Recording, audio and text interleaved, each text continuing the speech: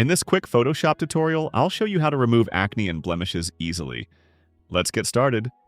First, unlock the original image layer by clicking on the padlock icon. Next, make 2 copies of this layer by pressing Ctrl and J twice. Now, hide the top layer by clicking the eye icon next to it.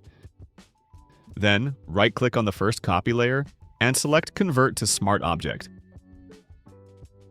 Go to the Filter menu, choose Noise, then select Median. Adjust the value until the acne starts to blur and fade.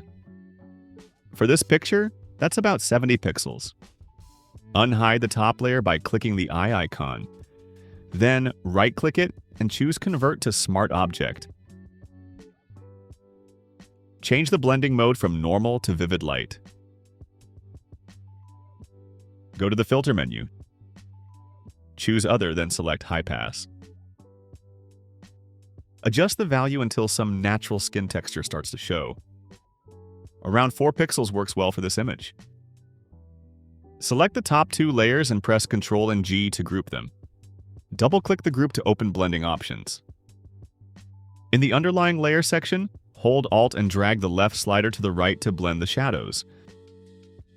Then hold Alt and drag the right slider to the left to blend the highlights.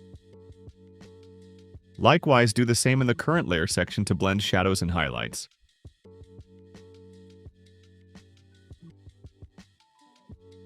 Hold Alt and click the layer mask icon to add an inverted layer mask to the group. Press B to select the brush tool. Make sure the foreground color is white, then gently paint over areas with acne or uneven skin. You'll see the skin's smoothing effect in real time. That's it! This is one of the best skin retouching methods to remove acne and smooth skin in Photoshop.